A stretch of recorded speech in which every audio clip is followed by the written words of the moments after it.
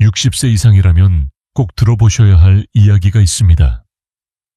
많은 분들이 나이 들면 다리 힘이 약해지고 근육이 줄어드는 건 당연하다라고 말합니다. 하지만 의학적으로 보면 이건 절반만 맞는 말입니다. 진짜 이유는 따로 있습니다.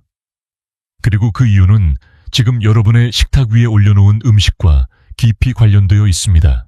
최근 국제노인학 저널 Journal of Gerontology에 발표된 연구를 보면 60세 이후 근육량이 줄어드는 속도는 단순한 노화보다 영양 결핍과 잘못된 식습관에서 더 큰 영향을 받는다고 합니다. 특히 단백질 섭취는 충분한 것 같아도 흡수율이 낮거나 잘못된 시간대에 먹으면 근육은 조용히 줄어듭니다. 저는 진료실에서 수많은 어르신들을 만납니다. 박사님, 다리에 힘이 없어요. 계단만 오르면 숨이 차고 의자에서 일어나기가 힘듭니다. 그럴 때 제가 묻습니다. 혹시 식사 시간은 어떻게 되세요? 저녁에 단백질은 챙겨 드시나요? 그러면 대다수는 이렇게 대답합니다. 아침에 밥과 국, 김치만 먹고 저녁은 밥 대신 과일로 가볍게 합니다. 여기서 중요한 반전이 있습니다. 많은 사람들이 저녁에 가볍게 먹어야 건강하다고 믿지만 근육을 지키려면 오히려 저녁에 단백질을 꼭 보충해야 합니다. 왜냐하면 근육의 회복과 재생은 밤에 자는 동안 일어나기 때문입니다. 흥미로운 사실 하나 말씀드릴까요? 일본에서 진행된 연구에 따르면 같은 단백질 양을 섭취하더라도 아침에 먹은 그룹보다 저녁에 먹은 그룹이 근육 보존 효과가 훨씬 높았다는 결과가 나왔습니다. 왜 그럴까요? 우리 몸은 낮 동안 움직이며 근육을 소모하고 밤에는 그 손상된 근육을 회복하는데 이때 단백질이 재료로 쓰이기 때문입니다. 하지만 학계에서는 아직도 논쟁이 있습니다. 단백질은 하루 총량이 중요하다라는 의견과 시간대가 더 중요하다라는 의견이 팽팽히 맞서고 있습니다. 저는 환자분들께 이렇게 묻습니다. 만약 하루에 같은 돈을 쓴다면 꼭 필요한 순간에 쓰는 게 더 이득 아닐까요? 음식도 마찬가지입니다. 필요한 순간에 들어온 영양이야말로 근육을 살리는 힘이 됩니다. 이쯤에서 질문 하나 드리겠습니다. 여러분은 지난 24시간 동안 단백질을 언제 드셨나요? 아침, 점심 아니면 저녁, 혹시 어제 저녁을 가볍게 넘기고 과일 몇 조각으로만 끝내셨나요? 그렇다면 오늘 아침에 다리가 더 무겁게 느껴지는 게 결코 우연이 아닙니다. 오늘 영상 끝까지 보시면 근육이 빠지는 진짜 이유와 함께 의사들이 잘 말하지 않는 3가지 숨겨온 음식을 알게 되실 겁니다. 그 음식들이 바로 근육을 지키고 다시 되살리는 열쇠입니다. 혹시 지금 어느 도시에 계신가요? 댓글로 남겨주시면 이 방송을 함께 보는 시청자분들과 교감할 수 있습니다. 그리고 좋아요와 구독을 눌러주시면 더 많은 어르신들께 이 귀한 정보가 전달됩니다. 이제 본격적으로 시작하겠습니다. 다음 부분에서는 많은 의사들이 잘 알려주지 않는 첫 번째 음식에 대해 말씀드리겠습니다. 이 음식은 고기나 계란보다 더 강력한 힘을 가지고 있습니다. 아마 들어보시면 놀라실 겁니다. 여러분, 근육을 지키기 위해 가장 먼저 떠올리는 음식은 무엇인가요? 아마 많은 분들이 고기, 달걀, 생선을 생각하실 겁니다. 물론 중요한 단백질 공급원이지요. 하지만 의사들이 잘 말하지 않는 또 다른 원천이 있습니다. 그것은 바로 콩류, 특히 검은 콩과 병아리 콩입니다. 놀랍게도 최근 연구에 따르면 콩 단백질의 흡수율은 고기 단백질 못지않다는 사실이 밝혀졌습니다. 특히 60세 이후에는 위산 분비가 줄어들고 소화 효소가 약해지기 때문에 고기 단백질을 온전히 흡수하지 못하는 경우가 많습니다. 반면 콩 단백질은 분자 크기가 작고 식이섬유와 함께 소화되면서 노년층에게 훨씬 부담이 적습니다. 제가 진료실에서 만난 72세 여성 환자분이 있습니다. 늘 고기 위주의 단백질만 챙기셨는데 오히려 소화불량과 속쓰림이 잦았습니다. 그분께 식단에 콩 단백질을 추가하도록 권했습니다. 2달 후 다시 만나니 놀랍게도 체중은 그대로인데 다리에 힘이 붙고 의자에서 일어나는 동작이 훨씬 수월해졌다고 하셨습니다. 여기서 흥미로운 디테일 하나 말씀드릴까요? 콩에는 단순한 단백질 외에도 이소플라본이라는 성분이 들어있습니다. 이소플라본은 여성 호르몬과 유사하게 작용하여 근육뿐 아니라 뼈 건강에도 큰 도움을 줍니다. 그래서 서양에서는 콩을 자연이 준 호르몬 밸런서라고 부르기도 합니다. 하지만 학계에서는 이런 논쟁도 있습니다. 콩 단백질만으로는 근육 합성에 충분하지 않다라는 주장입니다. 왜냐하면 필수 아미노산 중 하나인 메티오닌이 부족하기 때문입니다. 반대로 다른 학자들은 곡류나 씨알류와 함께 먹으면 아미노산 조합이 완성되므로 문제없다라고 설명합니다. 어느 쪽이 맞을까요? 저는 환자분들께 늘 이렇게 묻습니다. 굳이 하나만 선택해야 할까요? 다양한 음식을 균형 있게 섭취하는 게 답 아닐까요? 이제 질문 하나 드리겠습니다. 여러분은 하루 식단에 콩 단백질을 얼마나 넣고 계신가요? 혹시 아침 식탁에 검은 콩 몇 알이라도 올려놓으셨나요? 아니면 아직도 콩은 밥에 섞어 먹는 곁다리 정도로만 생각하고 계신가요? 세계보건기구 WHO에서도 노년기 단백질 섭취 가이드라인에 콩류 단백질을 반드시 포함시켜야 한다라고 강조합니다. 그만큼 이 식품은 근육을 지키는 데 중요한 위치를 차지합니다. 이쯤에서 한 가지 더 놀라운 사실을 말씀드리겠습니다. 콩 단백질은 근육 합성뿐만 아니라 혈관 건강에도 탁월한 효과를 줍니다. 이소플라본이 혈관 내피세포를 보호하고 혈압을 안정시키는 작용을 하기 때문이지요. 즉, 콩은 근육과 혈관을 동시에 지켜주는 이중 효과를 가진 음식입니다. 따라서 60세 이후 근육이 조용히 줄어드는 것을 막으려면 식탁에 콩 단백질을 반드시 올려야 합니다. 고기만이 답이 아닙니다. 콩이야말로 우리가 간과해온, 그러나 반드시 챙겨야 할 숨겨온 단백질 원천입니다. 다음 시간에는 두 번째 숨겨온 음식 발효의 힘을 가진 특별한 재료를 소개하겠습니다. 이 음식은 근육뿐만 아니라 장까지 살려내는 놀라운 비밀을 품고 있습니다. 기대하셔도 좋습니다. 근육을 살리고 싶다면 단백질만 챙겨서는 부족합니다. 여기서 두 번째 숨겨온 음식, 바로 발효식품입니다. 한국인의 밥상에서 빠질 수 없는 된장김치, 청국장 같은 음식 말이지요. 많은 분들이 발효식품을 그냥 소화 잘 되는 음식 정도로만 생각합니다. 하지만 연구에 따르면 발효 과정에서 생기는 특별한 성분들이 근육을 회복하고 염증을 줄이는데 직접적인 역할을 합니다. 예를 들어 청국장에 들어있는 폴리펩타이드와 나토키나제는 혈액을 맑게 하고 근육의 산소와 영양분이 원활히 전달되도록 돕습니다. 결국 근육이 제대로 재생할 수 있는 환경을 만들어주는 것이죠. 제가 진료실에서 만난 68세 남성 환자분이 있습니다. 늘 다리의 무거움과 피로감을 호소하셨는데 식습관을 살펴보니 발효식품 섭취가 거의 없었습니다. 그분께 아침마다 된장국을 한 그릇, 저녁에는 청국장 반찬을 권해드렸습니다.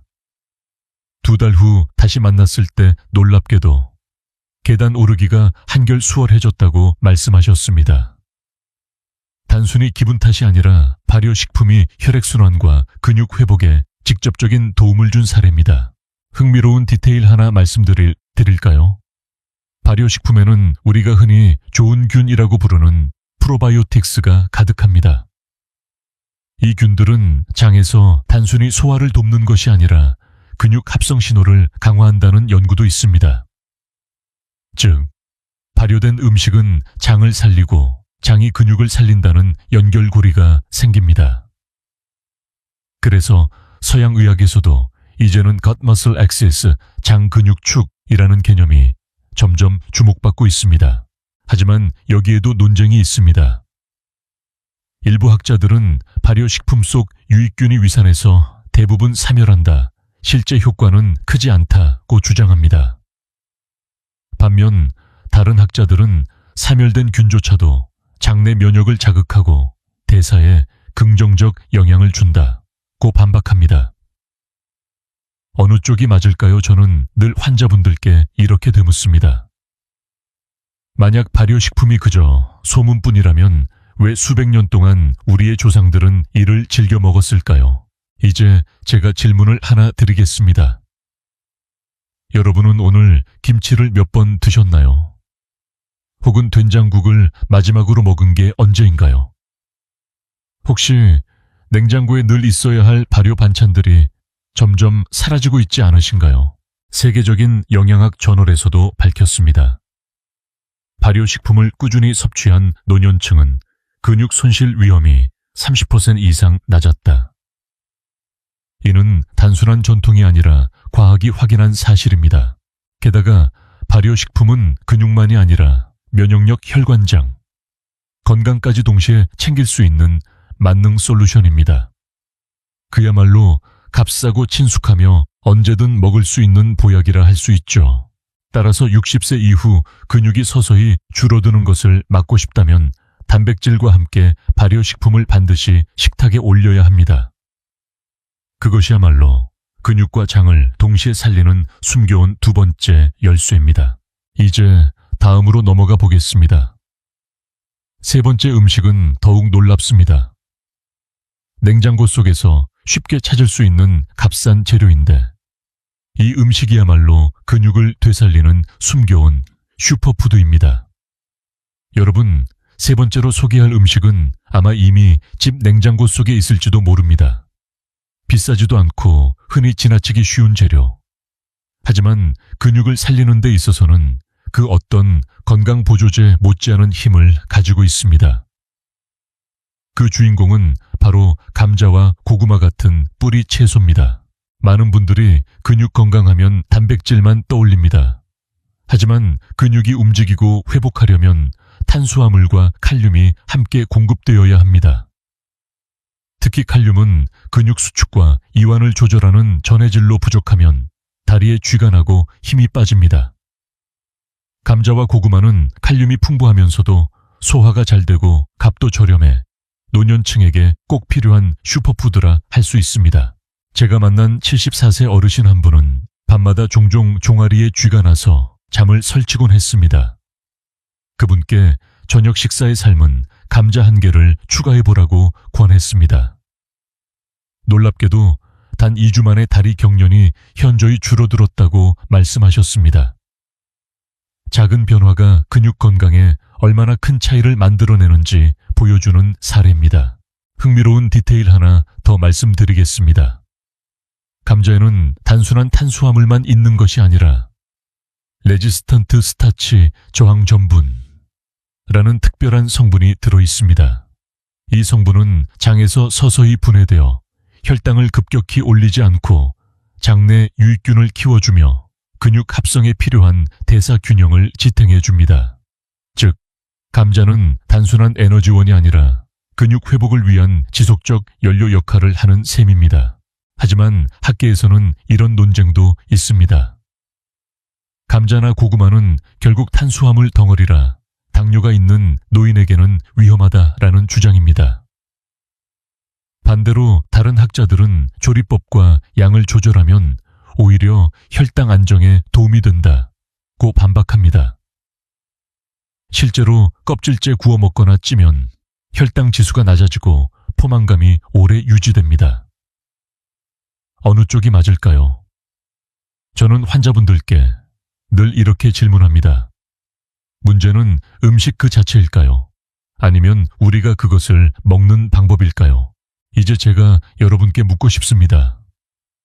혹시 최근에 감자나 고구마를 드신 적 있으신가요? 아니면 여전히 빵이나 흰쌀밥이 더 간편하다며 뿌리 채소를 소홀히 하고 계신가요? 작은 습관 차이가 근육의 운명을 바꿀 수 있습니다. 세계적인 영양학 연구에서도 밝혔습니다. 하루에 감자나 고구마를 한 번 이상 섭취한 노년층은 근육 기능 저하 위험이 25% 이상 낮았다는 결과가 있습니다. 특히 값싸고 손쉽게 구할 수 있다는 점에서 이보다 더 실용적인 슈퍼푸드는 드뭅니다. 결국 근육을 지키는 비밀은 비싼 보충제에 있지 않습니다.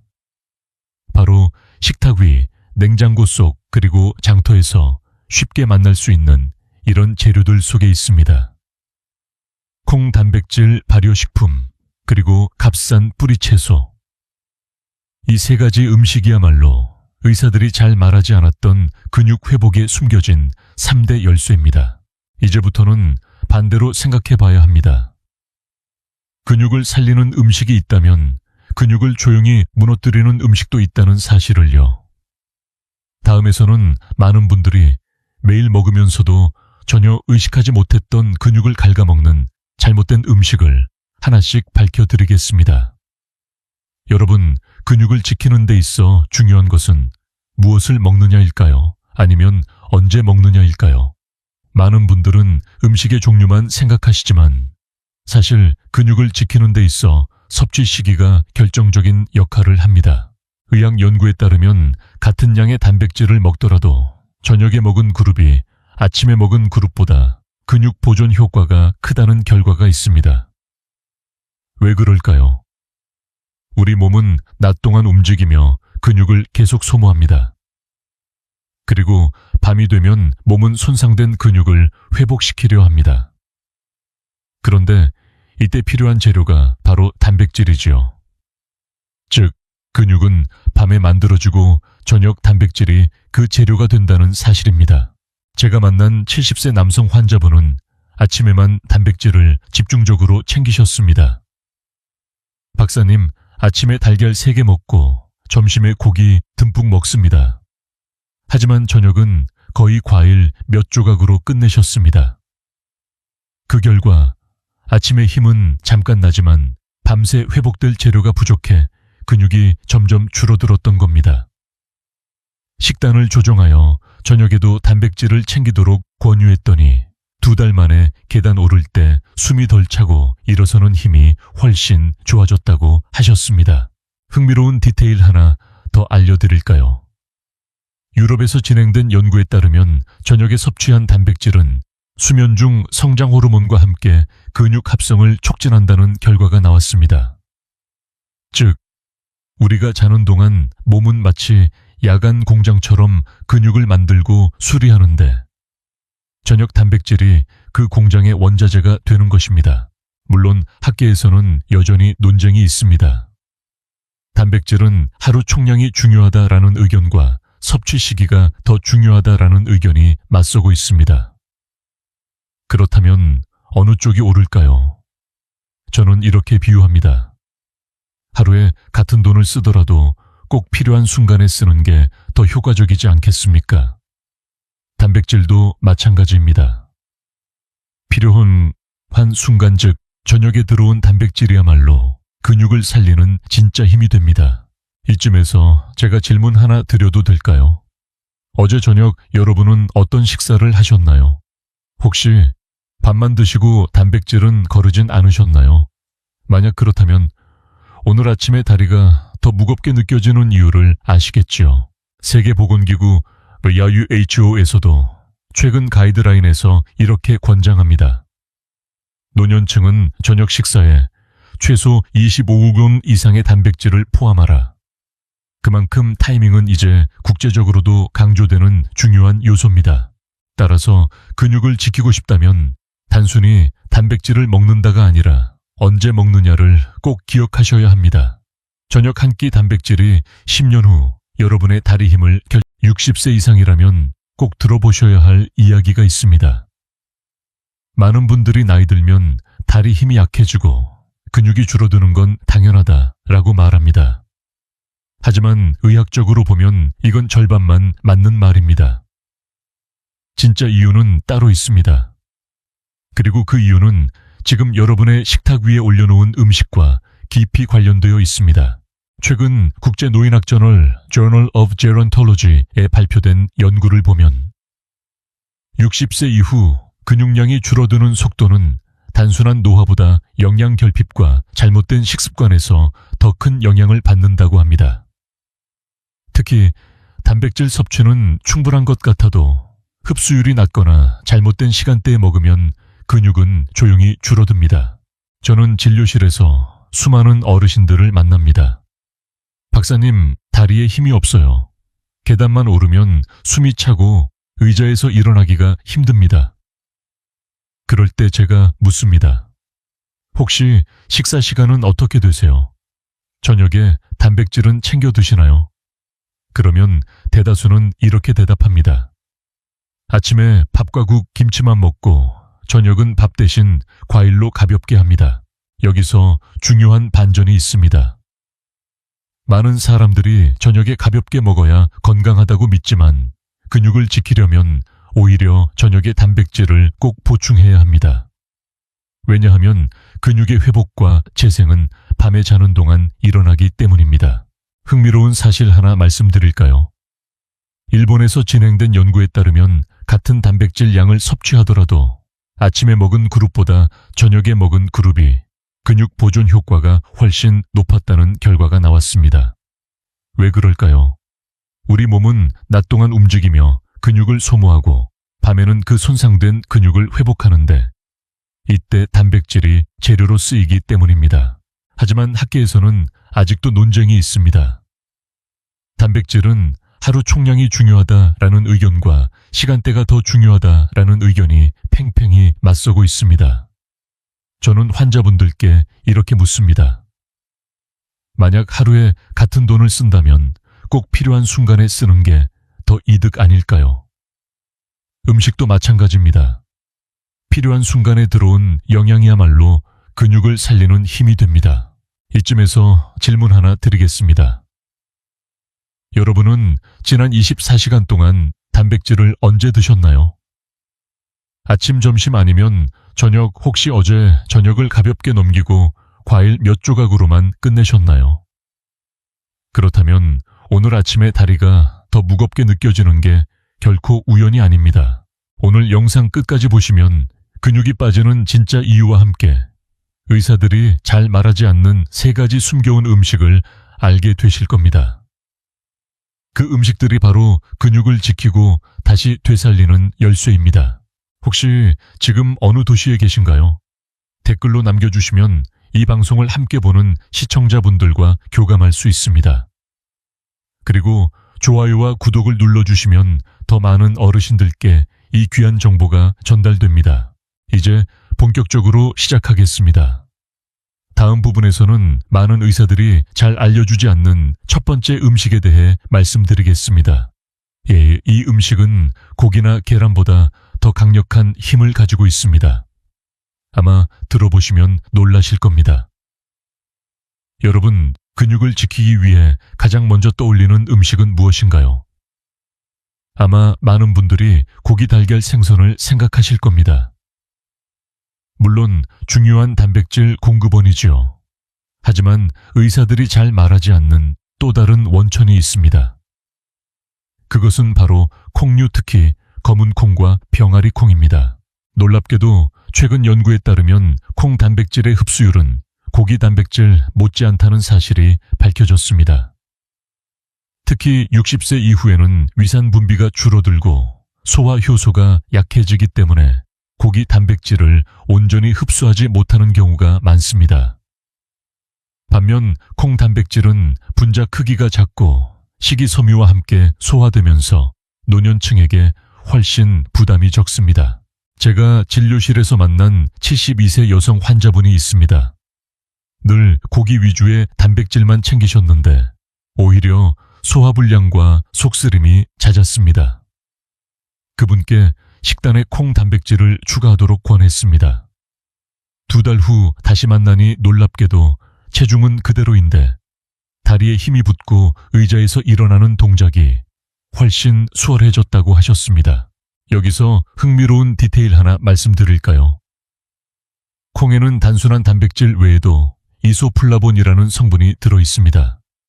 이소플라본은 여성 호르몬과 유사하게 작용하여 근육뿐 아니라 뼈 건강에도 큰 도움을 줍니다. 그래서 서양에서는 콩을 자연이 준 호르몬 밸런서라고 부르기도 합니다. 하지만 학계에서는 이런 논쟁도 있습니다. 콩 단백질만으로는 근육 합성에 충분하지 않다라는 주장입니다. 왜냐하면 필수 아미노산 중 하나인 메티오닌이 부족하기 때문입니다. 반대로 다른 학자들은 곡류나 씨알류와 함께 먹으면 아미노산 조합이 완성되므로 문제 없다라고 설명합니다. 어느 쪽이 맞을까요? 저는 환자분들께 늘 이렇게 묻습니다. 굳이 하나만 선택해야 할까요? 다양한 음식을 균형 있게 섭취하는 게 답 아닐까요? 이제 질문 하나 드리겠습니다. 여러분은 하루 식단에 콩 단백질을 얼마나 넣고 계신가요? 혹시 아침 식탁에 검은 콩 몇 알이라도 올려놓으셨나요? 아니면 아직도 콩은 밥에 섞어 먹는 곁다리 정도로만 생각하고 계신가요? 세계보건기구 WHO에서도 노년기 단백질 섭취 가이드라인에 콩류 단백질을 반드시 포함시켜야 한다라고 강조합니다. 그만큼 이 식품은 근육을 지키는 데 중요한 위치를 차지합니다. 이쯤에서 한 가지 더 놀라운 사실을 말씀드리겠습니다. 콩 단백질은 근육 합성뿐만 아니라 혈관 건강에도 탁월한 효과를 줍니다. 이소플라본이 혈관 내피세포를 보호하고 혈압을 안정시키는 작용을 하기 때문이지요. 즉, 콩은 근육과 혈관을 동시에 지켜주는 이중 효과를 가진 음식입니다. 따라서 60세 이후 근육이 조용히 줄어드는 것을 막으려면 식탁에 콩 단백질을 반드시 올려야 합니다. 고기만이 답이 아닙니다. 콩이야말로 우리가 간과해온, 그러나 반드시 챙겨야 할 숨겨온 단백질 원천입니다. 다음 시간에는 두 번째 숨겨온 음식 발효의 힘을 가진 특별한 재료를 소개하겠습니다. 이 음식은 근육뿐만 아니라 장까지 살려내는 놀라운 비밀을 품고 있습니다. 기대하셔도 좋습니다. 근육을 살리고 싶다면 단백질만 챙겨서는 부족합니다. 여기서 두 번째 숨겨온 음식, 바로 발효식품입니다. 한국인의 밥상에서 빠질 수 없는 된장김치, 청국장 같은 음식 말이지요. 많은 분들이 발효식품을 그냥 소화 잘 되는 음식 정도로만 생각합니다. 하지만 연구에 따르면 발효 과정에서 생기는 특별한 성분들이 근육을 회복하고 염증을 줄이는 데 직접적인 역할을 합니다. 예를 들어 청국장에 들어있는 폴리펩타이드와 나토키나제는 혈액을 맑게 하고 근육의 산소와 영양분이 원활히 전달되도록 돕습니다. 결국 근육이 제대로 재생할 수 있는 환경을 만들어주는 것이죠. 제가 진료실에서 만난 68세 남성 환자분이 있습니다. 늘 다리의 무거움과 피로감을 호소하셨는데 식습관을 살펴보니 발효식품 섭취가 거의 없었습니다. 그분께 아침마다 된장국을 한 그릇, 저녁에는 청국장 반찬을 권해드렸습니다. 2달 후 다시 만났을 때 놀랍게도 계단 오르기가 한결 수월해졌다고 말씀하셨습니다. 단순히 기분 탓이 아니라 발효식품이 혈액순환과 근육 회복에 직접적인 도움을 준 사례입니다. 흥미로운 디테일 하나 말씀드릴까요?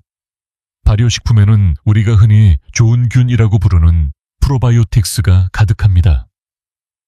이 균들은 장에서 단순히 소화를 돕는 것이 아니라 근육 합성 신호를 강화한다는 연구도 있습니다. 즉, 발효된 음식은 장을 살리고 장이 근육을 살린다는 연결고리가 생깁니다. 그래서 서양 의학에서도 이제는 gut muscle axis, 장 근육축이라는 개념이 점점 주목받고 있습니다. 하지만 여기에도 논쟁이 있습니다. 일부 학자들은 발효식품 속 유익균이 위산해서 대부분 사멸한다, 실제 효과는 크지 않다고 주장합니다. 반면 다른 학자들은 사멸된 균조차도 장내 면역을 자극하고 대사에 긍정적 영향을 준다고 반박합니다. 어느 쪽이 맞을까요? 저는 늘 환자분들께 이렇게 되묻습니다. 만약 발효식품이 그저 소문뿐이라면 왜 수백 년 동안 우리의 조상들은 이를 즐겨 먹었을까요? 이제 제가 질문을 하나 드리겠습니다. 여러분은 오늘 김치를 몇 번 드셨나요? 혹은 된장국을 마지막으로 먹은 게 언제인가요? 혹시 냉장고에 늘 있어야 할 발효 반찬들이 점점 사라지고 있지 않으신가요? 세계적인 영양학 저널에서도 밝혔습니다. 발효식품을 꾸준히 섭취한 노년층은 근육 손실 위험이 30% 이상 낮았다. 이는 단순한 전통이 아니라 과학이 확인한 사실입니다. 게다가 발효식품은 근육만이 아니라 면역력, 혈관장, 건강까지 동시에 챙길 수 있는 만능 솔루션입니다. 그야말로 값싸고 친숙하며 언제든 먹을 수 있는 보약이라 할 수 있죠. 따라서 60세 이후 근육이 서서히 줄어드는 것을 막고 싶다면 단백질과 함께 발효식품을 반드시 식탁에 올려야 합니다. 그것이야말로 근육과 장을 동시에 살리는 숨겨온 두 번째 열쇠입니다. 이제 다음으로 넘어가 보겠습니다. 세 번째 음식은 더욱 놀랍습니다. 냉장고 속에서 쉽게 찾을 수 있는 값싼 재료인데 이 음식이야말로 근육을 되살리는 숨겨온 슈퍼푸드입니다. 여러분, 세 번째로 소개할 음식은 아마 이미 집 냉장고 속에 있을지도 모릅니다. 비싸지도 않고 흔히 지나치기 쉬운 재료. 하지만 근육을 살리는 데 있어서는 그 어떤 건강보조제 못지않은 힘을 가지고 있습니다. 그 주인공은 바로 감자와 고구마 같은 뿌리 채소입니다. 많은 분들이 근육 건강하면 단백질만 떠올립니다. 하지만 근육이 움직이고 회복하려면 탄수화물과 칼륨이 함께 공급되어야 합니다. 특히 칼륨은 근육 수축과 이완을 조절하는 전해질로 부족하면 다리에 쥐가 나고 힘이 빠집니다. 감자와 고구마는 칼륨이 풍부하면서도 소화가 잘 되고 값도 저렴해 노년층에게 꼭 필요한 슈퍼푸드라 할 수 있습니다. 제가 만난 74세 어르신 한 분은 밤마다 종종 종아리에 쥐가 나서 잠을 설치곤 했습니다. 그분께 저녁 식사에 삶은 감자 한 개를 추가해보라고 권했습니다. 놀랍게도 단 2주 만에 다리 경련이 현저히 줄어들었다고 말씀하셨습니다. 작은 변화가 근육 건강에 얼마나 큰 차이를 만들어내는지 보여주는 사례입니다. 흥미로운 디테일 하나 더 말씀드리겠습니다. 감자에는 단순한 탄수화물만 있는 것이 아니라 레지스턴트 스타치 저항 전분 라는 특별한 성분이 들어 있습니다. 이 성분은 장에서 서서히 분해되어 혈당을 급격히 올리지 않고 장내 유익균을 키워주며 근육 합성에 필요한 대사 균형을 지탱해 줍니다. 즉, 감자는 단순한 에너지원이 아니라 근육 회복을 위한 지속적 연료 역할을 하는 셈입니다. 하지만 학계에서는 이런 논쟁도 있습니다. 감자나 고구마는 결국 탄수화물 덩어리라 당뇨가 있는 노인에게는 위험하다라는 주장입니다. 반대로 다른 학자들은 조리법과 양을 조절하면 오히려 혈당 안정에 도움이 된다고 반박합니다. 실제로 껍질째 구워 먹거나 찌면 혈당 지수가 낮아지고 포만감이 오래 유지됩니다. 어느 쪽이 맞을까요? 저는 환자분들께 늘 이렇게 질문합니다. 문제는 음식 그 자체일까요? 아니면 우리가 그것을 먹는 방법일까요? 이제 제가 여러분께 묻고 싶습니다. 혹시 최근에 감자나 고구마를 드신 적 있으신가요? 아니면 여전히 빵이나 흰쌀밥이 더 간편하다며 뿌리 채소를 소홀히 하고 계신가요? 작은 습관 차이가 근육의 운명을 바꿀 수 있습니다. 세계적인 영양학 연구에서도 밝혔습니다. 하루에 감자나 고구마를 한 번 이상 섭취한 노년층은 근육 기능 저하 위험이 25% 이상 낮았다는 결과가 있습니다. 특히 값싸고 손쉽게 구할 수 있다는 점에서 이보다 더 실용적인 슈퍼푸드는 드뭅니다. 결국 근육을 지키는 비밀은 비싼 보충제에 있지 않습니다. 바로 식탁 위, 냉장고 속 그리고 장터에서 쉽게 만날 수 있는 이런 재료들 속에 있습니다. 콩 단백질 발효식품, 그리고 값싼 뿌리 채소. 이 세 가지 음식이야말로 의사들이 잘 말하지 않았던 근육 회복에 숨겨진 3대 열쇠입니다. 이제부터는 반대로 생각해 봐야 합니다. 근육을 살리는 음식이 있다면 근육을 조용히 무너뜨리는 음식도 있다는 사실을요. 다음에서는 많은 분들이 매일 먹으면서도 전혀 의식하지 못했던 근육을 갉아먹는 잘못된 음식을 하나씩 밝혀드리겠습니다. 여러분, 근육을 지키는 데 있어 중요한 것은 무엇을 먹느냐일까요? 아니면 언제 먹느냐일까요? 많은 분들은 음식의 종류만 생각하시지만 사실 근육을 지키는 데 있어 섭취 시기가 결정적인 역할을 합니다. 의학 연구에 따르면 같은 양의 단백질을 먹더라도 저녁에 먹은 그룹이 아침에 먹은 그룹보다 근육 보존 효과가 크다는 결과가 있습니다. 왜 그럴까요? 우리 몸은 낮 동안 움직이며 근육을 계속 소모합니다. 그리고 밤이 되면 몸은 손상된 근육을 회복시키려 합니다. 그런데 이때 필요한 재료가 바로 단백질이지요. 즉, 근육은 밤에 만들어지고 저녁 단백질이 그 재료가 된다는 사실입니다. 제가 만난 70세 남성 환자분은 아침에만 단백질을 집중적으로 챙기셨습니다. 박사님, 아침에 달걀 3개 먹고 점심에 고기 듬뿍 먹습니다. 하지만 저녁은 거의 과일 몇 조각으로 끝내셨습니다. 그 결과 아침에 힘은 잠깐 나지만 밤새 회복될 재료가 부족해 근육이 점점 줄어들었던 겁니다. 식단을 조정하여 저녁에도 단백질을 챙기도록 권유했더니 2달 만에 계단 오를 때 숨이 덜 차고 일어서는 힘이 훨씬 좋아졌다고 하셨습니다. 흥미로운 디테일 하나 더 알려드릴까요? 유럽에서 진행된 연구에 따르면 저녁에 섭취한 단백질은 수면 중 성장 호르몬과 함께 근육 합성을 촉진한다는 결과가 나왔습니다.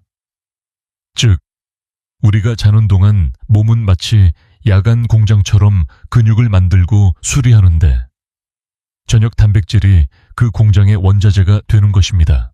물론 학계에서는 여전히 논쟁이 있습니다. 단백질은 하루 총량이 중요하다라는 의견과 섭취 시기가 더 중요하다라는 의견이 맞서고 있습니다. 그렇다면 어느 쪽이 옳을까요? 저는 이렇게 비유합니다. 하루에 같은 돈을 쓰더라도 꼭 필요한 순간에 쓰는 게 더 효과적이지 않겠습니까? 단백질도 마찬가지입니다. 필요한 순간, 즉 저녁에 들어온 단백질이야말로 근육을 살리는 진짜 힘이 됩니다. 이쯤에서 제가 질문 하나 드려도 될까요? 어제 저녁 여러분은 어떤 식사를 하셨나요? 혹시 밥만 드시고 단백질은 거르진 않으셨나요? 만약 그렇다면 오늘 아침에 다리가 더 무겁게 느껴지는 이유를 아시겠지요? 세계보건기구 WHO에서도 최근 가이드라인에서 이렇게 권장합니다. 노년층은 저녁 식사에 최소 25g 이상의 단백질을 포함하라. 그만큼 타이밍은 이제 국제적으로도 강조되는 중요한 요소입니다. 따라서 근육을 지키고 싶다면 단순히 단백질을 먹는다가 아니라 언제 먹느냐를 꼭 기억하셔야 합니다. 저녁 한 끼 단백질이 10년 후 여러분의 다리 힘을 결정지을 수 있습니다. 이제까지는 근육을 지켜주는 좋은 음식과 올바른 섭취 방법을 살펴보았습니다. 그렇다면 반대로 근육을 갉아먹는 잘못된 음식은 무엇일까요? 다음에서는 여러분이 아마도 매일 즐기고 계실지도 모르는 근육을 조용히 해치는 달콤한 유혹에 대해 말씀드리겠습니다. 여러분 혹시 식사 후에 달콤한 디저트를 찾으신 적 있으신가요? 밥은 조금만 먹고 대신 케이크나 과일을 먹으니 괜찮다라고 스스로 위안하신 적은 없으신가요? 하지만 바로 그 달콤한 유혹이 조용히 여러분의 근육을 갉아먹고 있다는 사실을 아셔야 합니다. 의학 연구에 따르면 과도한 당 섭취는 근육 단백질 합성을 방해합니다. 혈당이 급격히 오르면 인슐린이 과다 분비되고 그 결과 근육 세포로 들어가야 할 아미노산이 지방으로 전환되기 쉽습니다. 즉, 단백질이 근육이 아니라 뱃살로 쌓여버리는 것이죠. 제가 진료실에서 만난 66세 여성 환자분은 매일 아침 과일 주스를 한 컵씩 마셨습니다. 과일이니까 건강하다고 생각했어요. 하지만 정작 다리는 점점 가늘어지고 피로감은 커졌습니다. 식습관을 점검해보니 주스 한 컵에 들어있는 당분이 무려 콜라 한 캔과 맞먹는 수준이었습니다. 주스를 줄이고 대신 단백질 간식을 더하시도록 권했더니 한 달 만에 다리에 힘이 붙고 아침에 일어날 때 훨씬 가볍다고 하셨습니다. 흥미로운 사실 하나 말씀드릴까요? 달콤한 음식을 자주 먹으면 뇌의 보상, 회로가 강화되어 근육 회복에 필요한 단백질 음식의 맛을 덜 느끼게 된다는 연구도 있습니다. 즉, 당분은 단순히 몸만 해치는 게 아니라 우리의 미각과 뇌까지 속여 근육에 필요한 음식을 멀리하게 만듭니다. 물론 학계에서도 이런 논쟁이 있습니다. 적당한 당 섭취는 에너지원으로 필요하다라는 의견과 노년층은 근육 합성 효율이 떨어지기 때문에 설탕이 조금만 많아도 치명적이다라는 의견입니다. 어느 쪽이 옳을까요? 저는 환자분들께 이렇게 묻습니다. 혹시 지금 당분을 먹고 나서 힘이 나는 것 같지만 그 힘이 근육으로 남을까요? 아니면 단순한 잠깐의 착각일까요? 이쯤에서 제가 질문 하나 드리겠습니다. 여러분은 오늘 하루 동안 단 음식을 몇 번 드셨나요? 커피 믹스, 과일 주스, 빵, 과자. 내가 설탕을 많이 먹지 않는다고 생각하시지만 하루를 돌아보면 생각보다 훨씬 자주 은밀하게 당분이 숨어 있습니다. 세계보건기구 WHO는 노년층에게 이렇게 권고합니다. 추가 당분은 하루 총 칼로리의 10% 미만으로 제한할 것. 하지만 현실은 한국의 60대 이상 어르신 상당수가 이 기준을 초과하고 있습니다. 달콤한 유혹은 단순한 기호가 아닙니다. 그것은 근육을 서서히 갉아먹는 독입니다. 특히 저녁에 단 음식을 먹고 잠들면 밤새 근육이 회복될 재료가 부족해지고 그 빈자리를 당분이 채워버리면서 근육 손실이 가속화됩니다. 따라서 근육을 지키고 싶다면 지금 이 순간부터라도 달콤한 간식 대신 단백질 간식으로 바꾸어야 합니다. 삶은 달걀, 그릭 요거트 두유 한 잔만으로도 충분히 만족할 수 있습니다. 이제부터는 근육을 해치는 또 다른 주범짠 음식과 염분 과다 식단에 대해 말씀드리겠습니다. 아마 많은 분들이 나는 짜게 먹지 않는다고 생각하시지만 진짜 문제는 눈에 보이지 않게 숨어있는 숨은 염분입니다. 여러분, 나는 단 건 잘 안 먹으니 괜찮다라고 안심하실 수도 있습니다. 하지만 또 다른 위험이 숨어 있습니다. 바로 짠 음식 염분 과다 식단입니다. 많은 분들이 소금은 혈압만 올린다라고 생각하시죠. 맞습니다. 염분 과다는 고혈압의 주범입니다. 하지만 여기서 잘 알려지지 않은 사실이 하나 있습니다. 짠 음식은 근육의 신호 전달을 방해한다는 것입니다. 근육은 신경에서 오는 전기 신호를 받아야 움직일 수 있는데 나트륨이 과다하면 칼륨과 마그네슘의 균형이 무너져 근육이 수축과 이완을 제대로 하지 못합니다. 실제로 제가 만난 69세 남성 환자분은 늘 피곤하고 다리에 쥐가 자주 났습니다. 혈압약은 꾸준히 먹는데 왜 이렇게 다리에 힘이 없을까요? 식단을 살펴보니 매일 아침 김치찌개와 젓갈을 기본으로 드셨습니다. 겉으로 보기엔 건강한 한식 같지만 한 끼에 들어가는 나트륨 양이 하루 권장량의 2배에 달했습니다. 식단을 조절해 김치와 젓갈 양을 절반으로 줄이고 그 대신 채소와 두부를 더하도록 했습니다. 한 달 후 다리에 쥐 나는 빈도가 절반 이상 줄었습니다. 흥미로운 디테일 하나 더 말씀드리겠습니다.